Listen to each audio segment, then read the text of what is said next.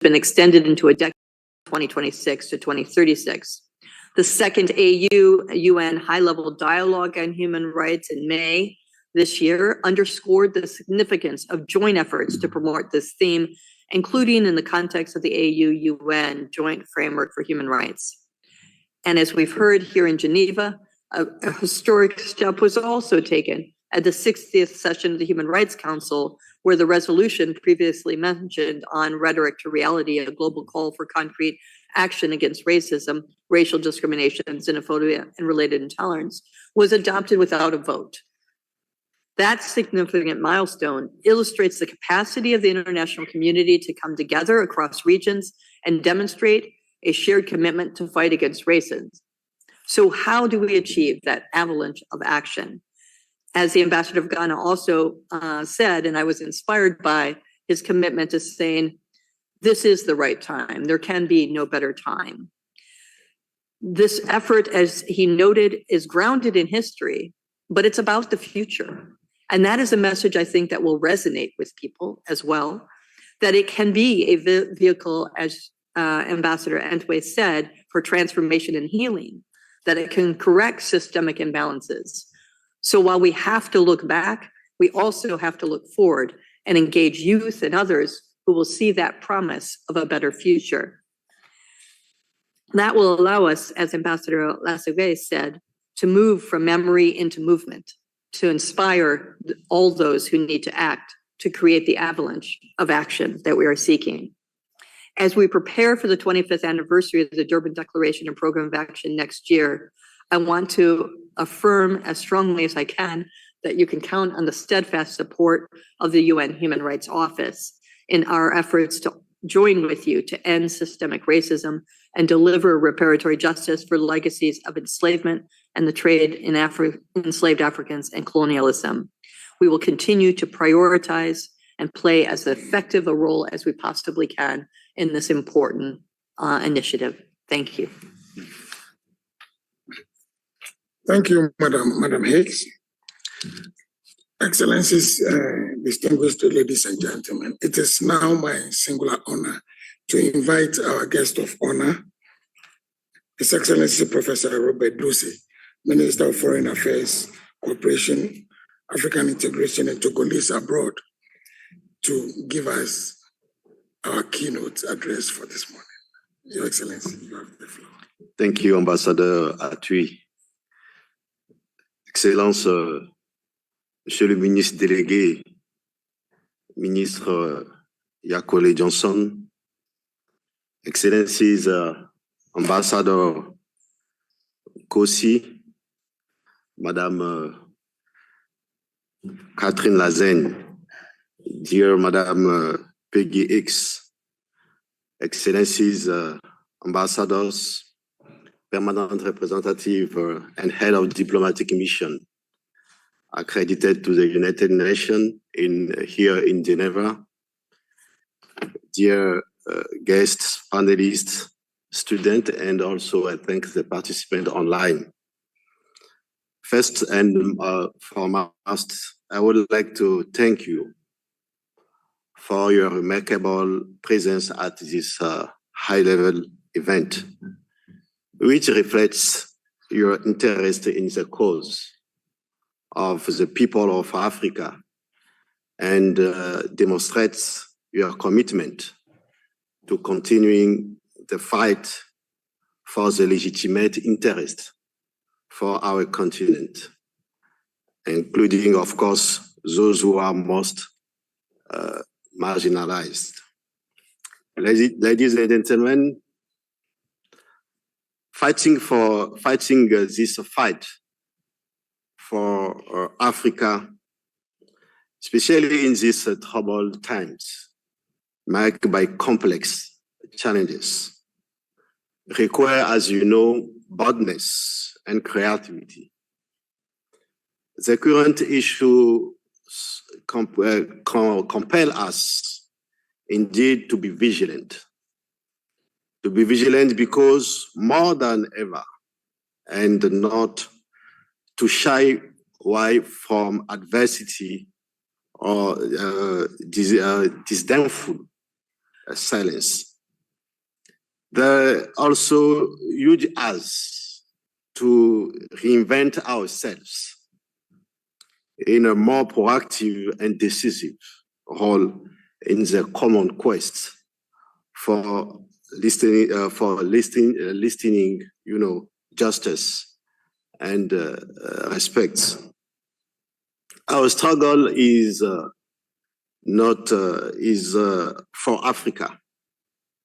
Our struggle is for Africa is not, I would like to be frank and sincere with everyone. Our struggle is not against anyone. We have to be clear. We are not against anyone. Our struggle is for ourselves and also for humanity. We are not against anyone, so be sure we are not coming here with gun.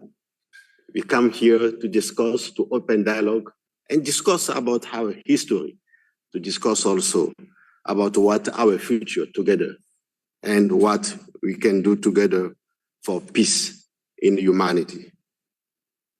It's clear for us, the history of our colonization is one of the difficult history what we have in the world. But we have the responsibility to find a way for the people, for the new generation here in this room or right now in the world. Mesdames et messieurs, chers amis, comme vous le saviez, mondial établi au lendemain de la Seconde Guerre mondiale a gardé hors de ses murailles protectrices des siècles d'injustice subies par les peuples d'Afrique. Nous n'allons pas revenir sur toutes ces souffrances, mais nous pensons que, comme vous venez de le dire, vous tous et toutes ici, l'heure est venue pour qu'on puisse en parler. Pas en parler dans la guerre, mais en parler parce que c'est notre dignité de vous dire la vérité.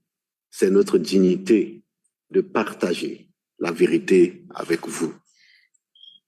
Nous ne pouvons pas le faire. Nous le faisons assez souvent dans tous les forats. Mais il est important de venir ici, pas aux Nations Unies, dans une des agences des Nations Unies, parce que nous l'avions déjà dit à la dernière Assemblée générale des Nations Unies à New York. Nous pensons qu'ici, il faudrait aussi le réitérer, surtout à vous qui représentez la Commission des droits de l'homme des Nations Unies. Mesdames et messieurs, comme je le disais, le Togo, aux côtés des autres pays frères, a voulu prendre l'initiative de travailler sur cette question afin de pousser l'agenda de l'Union africaine. Et c'est pourquoi, vous l'aviez bien souligné, sous le leadership du président du Conseil, le président Fornia Singbe, le Togo a introduit une décision importante. Et vous le saviez, vous l'avez souligné, cette décision qui avait été prise le 16 février de cette année à Addis Abeba, en qualifiant les crimes de l'esclavage, de la colonisation, de la déportation, comme des crimes contre l'humanité. Mais j'ai l'impression que vous aviez peur. That crimes is a crimes against humanity and also genocide against the African people. You have to say that crime is the genocide. It's not only crimes against humanity, it's genocide also. Because we can say genocide for another people in the world, why we cannot say genocide for the African people? Ces crimes sont un génocide contre les peuples d'Afrique. Et c'est la vérité de l'histoire. Personne ne peut effacer cette vérité. La décision de la conférence des chefs d'État de l'Union africaine du 16 février 2025 a bel et bien qualifié ces crimes de génocide contre les peuples d'Afrique. Et je dis et je vous redis, en toute sincérité, la main sur le cœur. Vous voulez que je mette la main sur le cœur? I think mon cœur est à gauche. La main sur le cœur, que ce n'est contre personne. Cette lutte est une lutte pour nous tous. Donc, jamais n'interprétez pas cette lutte des peuples d'Afrique comme une lutte contre une nation, contre un peuple. Mais c'est la reconnaissance de notre histoire. Et cette histoire, we have to share it together because it's our history. C'est notre sens de responsabilité. Mesdames et messieurs, chers amis, chers ambassadeurs, ces injustices du passé nous donnent l'occasion, une fois de plus, de travailler ensemble afin que cette lutte que nous menons puisse aboutir, comme nous l'avions déjà fait, à l'Union africaine, puisse aboutir à une reconnaissance, à une résolution des Nations unies. Le but de partager avec vous cette préoccupation ici, dans cette salle, c'est parce que nous voulons qu'un jour, une résolution, et nous allons le faire avec votre soutien. Le Togo et tous les pays africains le feront avec votre soutien afin qu'une résolution soit prise à l'Assemblée générale des Nations unies qualifiant les crimes de l'esclavage, de la déportation, de la colonisation comme des crimes contre l'humanité et des génocides contre les peuples d'Afrique. C'est l'étape, je pense, normative pour laquelle nous sommes ici. Mais nous ne sommes pas des experts, nous allons laisser les experts, je vois le professeur Delidi et tous les professeurs, les grands experts là, nous aider pour la matérialisation de cette résolution dans le cadre des Nations unies. Mesdames et messieurs, chers amis, nous voulons ici être brefs et conclure pour vous dire que c'est avec toute légitimité que nous pensons que nous devons travailler pour cette cause. Et comme nous l'avions dit, cette cause, elle n'est pas uniquement pour nous, mais elle est pour tout le monde. Dear friends, dear brothers and sisters, that is the reason why I call on for the mobilization of all and for the heightened sense of responsibility of our common institution to urgently initiate a draft resolution that would enable us to move away from the Africanization of the cause of reparation toward a global, inclusive and concerted process of justice and reparation for the people of Africa through law. Thank you so much. Thank you very much, Excellency, Professor Dose. And at this juncture, I think we have come to the end of the opening session or opening ceremony for today's program.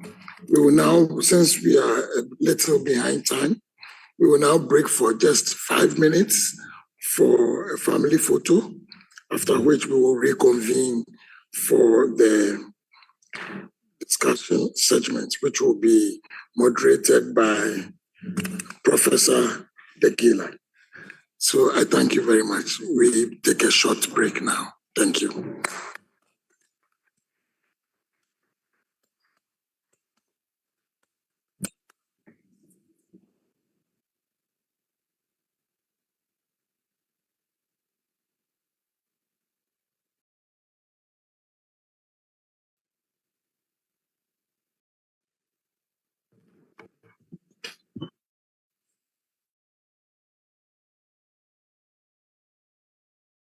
And he said, we now enjoy a little break and we go outside, just outside the room. Everybody. You are invited for the group photo.